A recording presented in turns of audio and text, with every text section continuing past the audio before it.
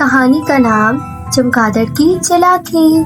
جنگل میں ایک شیر اپنے غار کے باہر شکار کیے ہوئے گوشت کا ایک ٹکڑا لیے کھانے ہی والا تھا کہ اچانک ایک باز نے جھپٹا مارا اور گوشت پنجوں میں دبا کے اڑ گیا۔ باز کی اس حرکت پر شیر آگ ببولا ہو گیا۔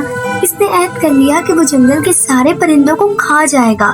ایک دن شیر نے جانوروں کو بلا کر کہا، سنو، میں تمہیں ہدایت کرتا ہوں کہ اس جنگل کے تمام پرندوں کا شکار کر لو۔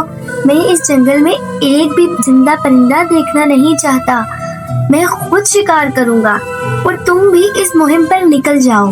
شیر کے ساتھی پہلے ہی ان پرندوں سے پریشان تھے کیونکہ وہ عموماً ان کا مارا ہوا شکار لے اڑتے تھے۔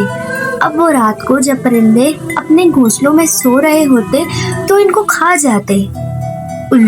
الو ایسا پرندہ ہے جو رات کو سوتا نہیں ہے۔ اس نے جب دیکھا کہ رات کو جنگل کے جانور پرندوں کو کھا کھا کر ختم کر رہے ہیں تو ایک دن اس نے پرندوں کو جمع کیا اور ان سے کہا کہ بھائی، میں رات بھر جاگتا ہوں، چند روز سے دیکھ رہا ہوں کہ جنگل کے جانور شیر کے کہنے پر تمہارا شکار کر رہے ہیں۔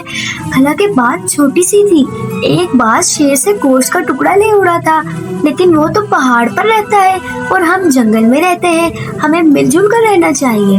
بہرحال جب تک حالات معمول پر نہیں آ جاتے میں تمہاری مدد کروں گا۔ جب کوئی جانور کس پرندے کے گھونسلے کی طرف بڑھے گا تو میں آواز لگاتا ہوا اس کے گھونسلے کے قریب سے گزر جاؤں گا۔ تم لوگ ہوشیار ہو جانا۔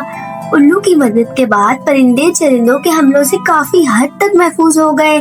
ایک چمگادڑ جو پرندوں کے شکار ہونے کی وجہ سے بہت پریشان تھی، ایک روز شیر کے دربار میں اور کہا، جناب بادشاہ سلامت، میرا پرندوں سے کوئی واسطہ نہیں ہے، میں بھی آپ لوگوں کے ساتھ پرندوں کا شکار کروں گی۔ شیر نے جب چمگادڑ کی یہ بات سنی تو اسے اپنے شکاری جانوروں میں شامل کر لیا، یوں وہ بھی پرندوں کا شکار کرنے میں شریک ہو گئی۔ ایک دن صبح سویرے جب یہ جانور رات کو پرندوں کا شکار کر کے تھکے ہارے بے خبر سو رہے تھے تو جنگل کے تمام پرندوں نے اپنی اپنی چونچوں اور پنجوں میں اپنی جسامت کے مطابق کنکریاں اور پتھر دبائے اور سوئے ہوئے جانوروں پر ان کی بارش کر دی۔ تمام جانور ادھر ادھر بھاگنے لگے۔ پرندوں نے اپنی چونچوں اور پنجوں سے انہیں مزید زخمی کرنا شروع کر دیا تو جانور اور بھی تیزی سے بھاگنے لگے۔ جب چالاک چمگادڑ نے یہ منظر دیکھا تو وہ سمجھ گئی کہ جانور شکست کھا کر بھاگ نکلے ہیں۔ وہ فوراً باز کے پاس گئی اور کہا، تم تو جانتے ہو کہ میں بھی پرندوں کی نسل سے ہوں، اس لیے مجھے بھی اپنے گروہ میں شامل کر لو تاکہ میں ان ظالم چرندوں کے خلاف تمہارا ساتھ دے سکوں۔ چنانچہ اس نے اپنے گروہ میں شامل کر لیا۔ جنگ اور تیز ہو گئی۔ اب چمگادڑ کا معمول بن گیا کہ جس کی بھی فتح ہوتی وہ اس گروہ میں شامل ہو جاتی۔ ایک دن الو نے باز سے کہا، آخر ہم اس لڑائی کو ختم کیوں نہیں کرتے اور ایک دوسرے کے ساتھ دوستی اور امن کے ساتھ کیوں نہیں رہتے؟ باز نے یہ کہا، یہ لڑائی ہم نے نہیں، شیر نے شروع کی ہے اور وہی اسے ختم کرے گا۔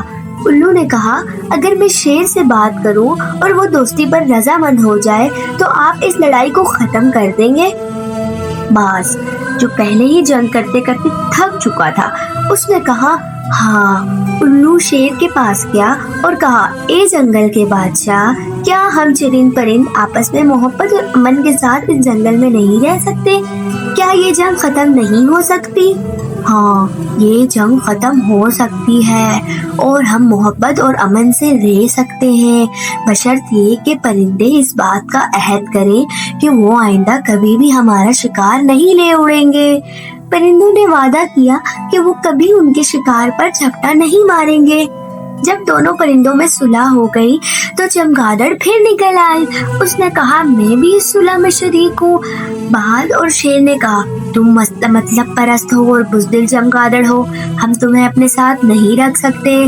سارے جانوروں اور پرندوں نے اسے برا بھلا کہا۔ چمگادڑ اپنی چالاکی پر بہت شرمندہ ہوئی اور خاموشی سے جنگل سے فرار ہو گئی۔ بچوں، ہمیشہ محبت اور امن سے رہنا چاہیے۔ لڑائی جھگڑا کرنا بری بات ہے، بات چیت کے ذریعے مسائل کو حل کریں۔